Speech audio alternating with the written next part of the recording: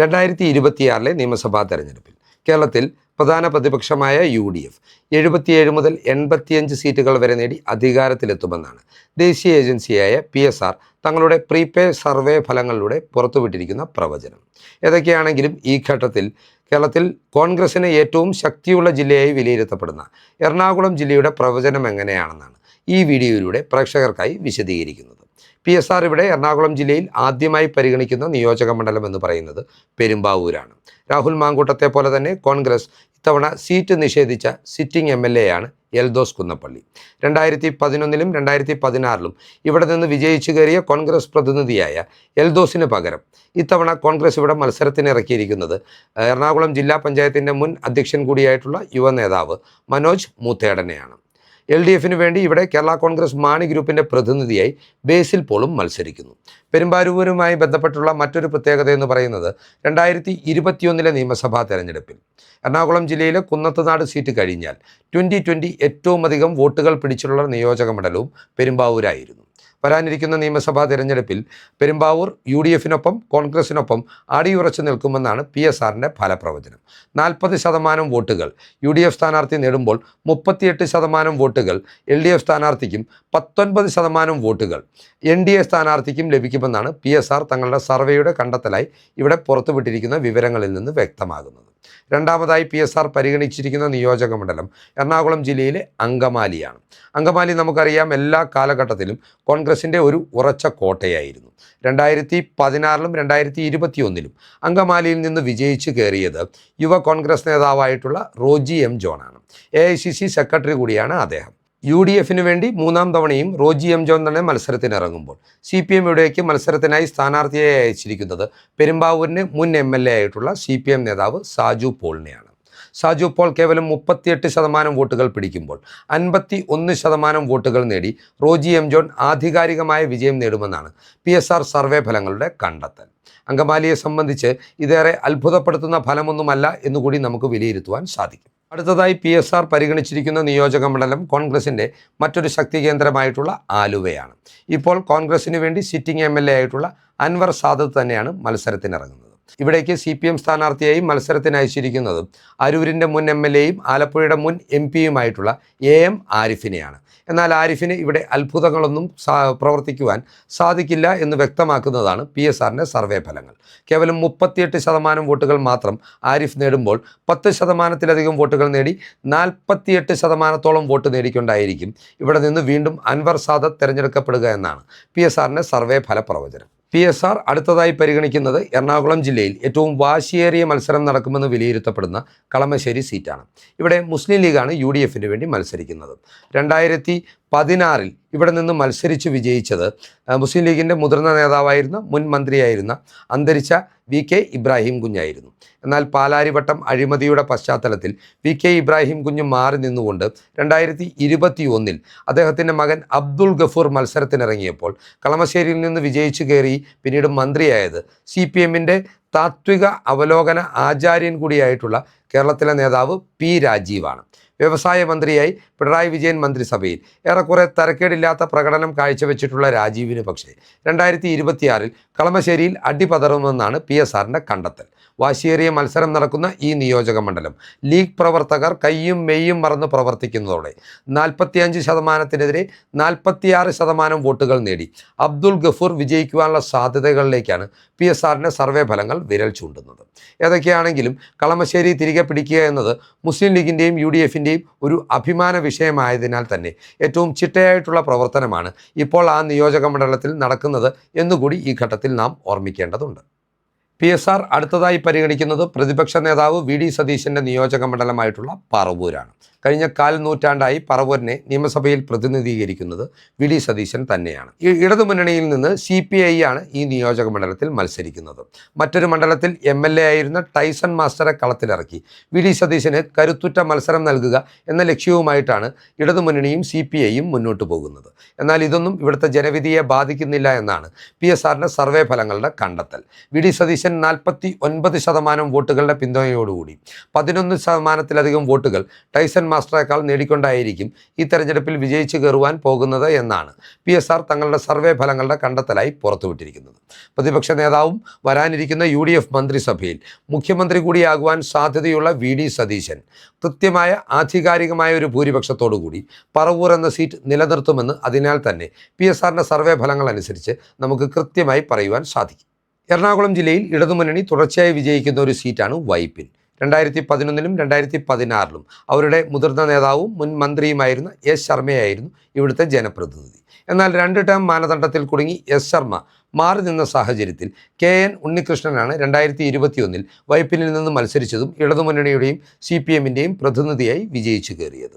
എന്നാൽ ചില രാഷ്ട്രീയ വിവാദങ്ങളെ തുടർന്നും വൈപ്പിനിൽ നിന്ന് KN ഉണ്ണികൃഷ്ണനെ ഇത്തവണ തൃപ്പൂണിത്തറ നിയോജക മണ്ഡലത്തിലേക്ക് CPM മാറ്റി പ്രതിഷ്ഠിക്കുകയായിരുന്നു.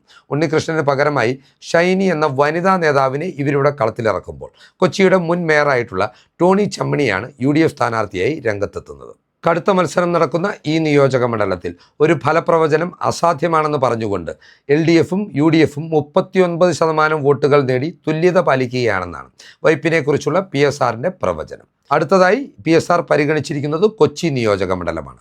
സ്ഥാനാർത്ഥി നിർണയവുമായി ബന്ധപ്പെട്ട് UDFിൽ ഏറെ വിവാദങ്ങൾ ഉണ്ടായിട്ടുള്ള ഒരു നിയോജക മണ്ഡലം കൂടിയാണ് കൊച്ചി. സർവം ദീപ്തം എന്ന പേരിൽ KPCC ജനറൽ സെക്രട്ടറിയായ വനിതാ നേതാവ് ദീപ്തി മേരി വർഗീസ് ഇവിടെ പോസ്റ്റർ പോലും അച്ചടിച്ചിരുന്നു. എന്നാൽ ആത്യന്തികമായി സ്ഥാനാർത്ഥിയാകുവാൻ നറുക്ക് വീണത് പ്രതിപക്ഷ നേതാവ് VD സതീശൻ്റെ വിശ്വസ്തൻ കൂടിയായിട്ടുള്ള എറണാകുളം DCC പ്രസിഡന്റ് മുഹമ്മദ് ഷിയാസിനായിരുന്നു. കൊച്ചി നിയോജക മണ്ഡലം 2016-ലും 2021-ലും KJ മാക്സിയിലൂടെ CPM വിജയം നേടിയ നിയോജക മണ്ഡലമാണ്. എന്നാൽ 2026-ൽ കൊച്ചിയിൽ 38-നെതിരെ 39% വോട്ടുകൾ നേടി. അതായത് 1% വോട്ടിൻ്റെ ഡിഫറൻസിൽ മുഹമ്മദ് ഷിയാസ് വിജയിക്കുമെന്നാണ് PSR തങ്ങളുടെ സർവേ ഫല പ്രവചനമായി പുറത്തുവിട്ടിട്ടുള്ള രേഖകളിൽ നിന്ന് വ്യക്തമാകുന്നത്. 2021-ലെ നിയമസഭാ തെരഞ്ഞെടുപ്പിൽ വൈപ്പിൻ നിയോജക മണ്ഡലത്തിൽ നടന്ന മത്സരത്തിൻ്റെ തനിയാവർത്തനമാണ് K. ബാബു കളമൊഴിയുന്ന തൃപ്പൂണിത്തറ മണ്ഡലത്തിൽ ഇത്തവണ നടക്കുന്നത്. BJPക്കും നിർണായക സ്വാധീനമുള്ള ഈ നിയോജക മണ്ഡലത്തിൽ 3 മുന്നണികൾക്കും വലിയ വിജയപ്രതീക്ഷകൾ അവർ വെച്ചു പുലർത്തുന്നുണ്ട്.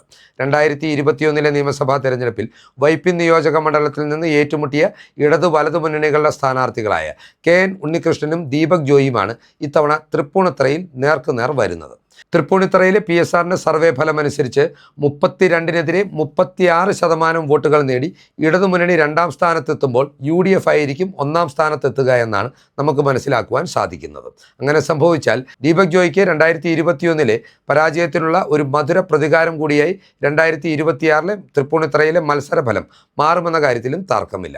32% വോട്ടുകൾ LDF നേടുമ്പോൾ 31% വോട്ടുകൾ നേടി BJPയും കൃത്യമായ സാന്നിധ്യം ഈ നിയോജക മണ്ഡലത്തിൽ അറിയിക്കുമെന്നാണ് PSRൻ്റെ സർവേ കണക്കുകൾ വ്യക്തമാക്കുന്നത്. എറണാകുളം ജില്ലയിൽ UDFിൻ്റെ ഉറച്ച കോട്ടയായിട്ടുള്ള എറണാകുളം സീറ്റിനെ സംബന്ധിച്ച് വലിയ പ്രവചനമൊന്നുമില്ലാതെ തന്നെ UDF സ്ഥാനാർത്ഥിയുടെ വിജയം നമുക്ക് ഉറപ്പാണെന്ന് പറയുവാൻ സാധിക്കും. ഇവിടെ 55% വോട്ടുകൾ UDF സ്ഥാനാർത്ഥിയായ സിറ്റിംഗ് MLA TJ വിനോദ് നേടുമ്പോൾ കേവലം 28% വോട്ടുകൾ മാത്രമായിരിക്കും LDF സ്ഥാനാർത്ഥിക്ക് നേടുവാൻ കഴിയുന്നതെന്നാണ് PSRൻ്റെ സർവേ ഫല പ്രവചനങ്ങൾ വ്യക്തമാക്കുന്നത്. ജില്ലയിലെ UDFിൻ്റെ കോട്ടയായി വിശേഷിപ്പിക്കപ്പെടുന്ന മറ്റൊരു നിയോജക മണ്ഡലമാണ് തൃക്കാക്കര.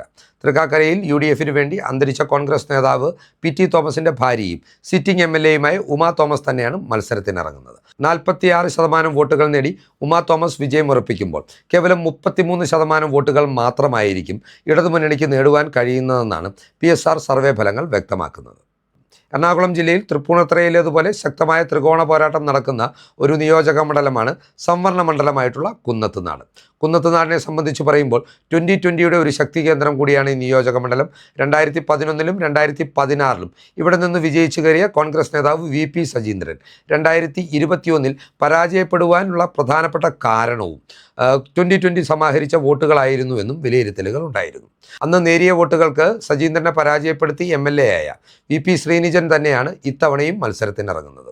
NDA സഖ്യത്തിൻ്റെ ഭാഗമായതോടുകൂടി BJP പിന്തുണയുള്ളതിനാൽ കുന്നത്തുനാട്ടിൽ 2020യും വലിയ വിജയപ്രതീക്ഷയാണ് വെച്ചു പുലർത്തുന്നത്. എന്നാൽ ശക്തമായ ത്രികോണ മത്സരം നടക്കുമ്പോൾ 35% വോട്ടുകൾ നേടി UDF സ്ഥാനാർത്ഥിയായ VP സജീന്ദ്രൻ ഇവിടെ നിന്ന് വിജയിച്ചു കയറുമെന്നും 2ാം സ്ഥാനത്ത് 34% നേടി VP ശ്രീനിജൻ LDFിന് വേണ്ടി എത്തുമെന്നും 3ാം സ്ഥാനത്ത് 30% വോട്ടുകൾ നേടി 2020യുടെ സ്ഥാനാർത്ഥി എത്തുമെന്നുമാണ് കുന്നത്തുനാടുമായി ബന്ധപ്പെട്ട് PSRൻ്റെ സർവേ ഫല പ്രവചനങ്ങൾ വ്യക്തമാക്കുന്നത്. കോട്ടയം ജില്ലയോട് ചേർന്ന് കിടക്കുന്ന എറണാകുളം ജില്ലയുടെ ഭാഗമായിട്ടുള്ള പിറവം നിയോജക മണ്ഡലത്തിൽ നിന്ന് UDFന് വേണ്ടി മത്സരിക്കുന്നത് TN ജേക്കബിൻ്റെ മകനും കേരള കോൺഗ്രസ് ജേക്കബ് ഗ്രൂപ്പിൻ്റെ ചെയർമാനും മുൻ മന്ത്രിയുമായിട്ടുള്ള അനൂപ് ജേക്കബാണ്. ഇവിടെ കൃത്യമായ വോട്ട് ഷെയർ നേടിക്കൊണ്ട് തന്നെ അനൂപ് ജേക്കബ് തിളക്കമാർന്ന വിജയം നേടുമെന്നാണ് PSR സർവേ ഫലങ്ങളിലൂടെ വ്യക്തമാകുന്നത്. LDF സ്ഥാനാർത്ഥിക്ക് കേവലം 40% വോട്ടുകൾ സമാഹരിക്കുവാൻ കഴിയുമ്പോൾ 44% വോട്ടുകൾ നേടിയായിരിക്കും അനൂപിൻ്റെ വിജയമെന്നാണ് ഇവിടെ ഫലപ്രവചനമായി PSR പുറത്തുവിട്ടിരിക്കുന്ന രേഖകളിൽ നിന്ന് വ്യക്തമാകുന്നത്. അടുത്തതായി കോൺഗ്രസിൻ്റെ ഗ്ലാമർ MLA ആയിട്ടുള്ള മാത്യു കുഴൽനാടൻ മത്സരിക്കുന്ന മൂവാറ്റുപുഴ നിയോജക മണ്ഡലത്തിൻ്റെ ഫലപ്രവചനമാണ് PSR പങ്കുവച്ചിട്ടുള്ളത്. ഇവിടെ ശക്തിയേറിയ ഒരു പോരാട്ടം കുഴൽനാടനെതിരെ നടത്തുവാൻ ഇടതുമുന്നണിക്ക് സാധിക്കുന്നുണ്ട് എന്ന് നാം മനസ്സിലാക്കേണ്ടിയിരിക്കുന്നു. എന്നിരുന്നാലും 42%-നെതിരെ 44% വോട്ടുകൾ നേടി മാത്യു കുഴൽനാടൻ വിജയിക്കുമെന്നും PSR സർവേ ഫലങ്ങളിൽ നിന്ന് വ്യക്തമാകുന്നുണ്ട്. ഏറ്റവും ഒടുവിലായി കേരള കോൺഗ്രസ് ജോസഫ് വിഭാഗം UDFന് വേണ്ടി മത്സരിക്കുന്ന എറണാകുളം ജില്ലയിലെ ഏക സീറ്റായിട്ടുള്ള കോതമംഗലത്തെക്കുറിച്ചുള്ള സർവേ ഫല പ്രവചനമാണ് PSR പങ്കുവച്ചിട്ടുള്ളത്. 2016-ലും 2021-ലും CPMന് വേണ്ടി മത്സരിച്ച് വിജയിച്ച ആന്റണി ജോൺ എന്ന സിറ്റിംഗ് MLA തന്നെയാണ് ഇത്തവണയും കോതമംഗലത്ത് മത്സരത്തിനിറങ്ങുന്നത്. 2021-ൽ 5000-ലധികം വോട്ടുകൾക്ക് പരാജയപ്പെട്ട ജോസഫ് ഗ്രൂപ്പ് നേതാവും പ്രമുഖ വ്യവസായിയുമായ ഷിബു തെക്കുംപുറം ഇത്തവണ മത്സരത്തിനിറങ്ങുമ്പോൾ പ്രവചനാതീതമായി കോതമംഗലം മാറുമെന്നാണ് PSR സർവേയുടെ വിലയിരുത്തൽ. 44% വോട്ടുകൾ വീതം നേടി ഇരു മുന്നണികളും തുല്യത പാലിക്കുമെന്നാണ് CSR തങ്ങളുടെ സർവേ ഫലമായി ഇവിടെ വിലയിരുത്തിയിരിക്കുന്നത്. 2026-ൽ UDFന് ഒരു ക്ലീൻ സ്വീപ്പിനുള്ള സാധ്യതകൾ എറണാകുളം ജില്ലയിൽ നിലനിൽക്കുന്നുണ്ട് എന്നാണ് ഈ സർവേ ഫലങ്ങളിൽ നിന്ന് നമുക്ക് വ്യക്തമാകുന്നത്. അതായത് 14-ൽ 14 സീറ്റുകളിലും വിജയിച്ചു കയറുവാനുള്ള സാധ്യത UDFന് മുൻപിൽ എറണാകുളം ജില്ല തുറന്നിടുന്നുണ്ട്. സിറ്റിംഗ് സീറ്റുകളായിട്ടുള്ള കളമശ്ശേരിയും കൊച്ചിയും കുന്നത്തുനാടും LDFന് ഉറപ്പായും നഷ്ടപ്പെടുമ്പോൾ കോതമംഗലത്തും വൈപ്പിനിലും ഇഞ്ചോടിഞ്ച് പോരാട്ടമാണ് നടക്കുന്നതെന്നും ഫലപ്രവചനം അസാധ്യമാണെന്നുമാണ് PSR പറഞ്ഞു വെക്കുന്നത്. അങ്ങനെ സംഭവിച്ചാൽ UDF അധികാരത്തിലെത്തുന്നതിൽ എറണാകുളം ജില്ല നിർണായകമായ പങ്കുവഹിക്കും എന്നുള്ള PSR സർവേയുടെ വിശദാംശങ്ങൾ കൂടി പ്രേക്ഷകർക്കായി പങ്കുവെച്ചുകൊണ്ട് ഈ വീഡിയോ ഇവിടെ അവസാനിപ്പിക്കുകയാണ്. കൂടുതൽ രാഷ്ട്രീയ വാർത്തകൾക്കും വിശകലനങ്ങൾക്കുമായി ഞങ്ങളുടെ ചാനൽ സബ്സ്ക്രൈബ് ചെയ്യുക. നന്ദി.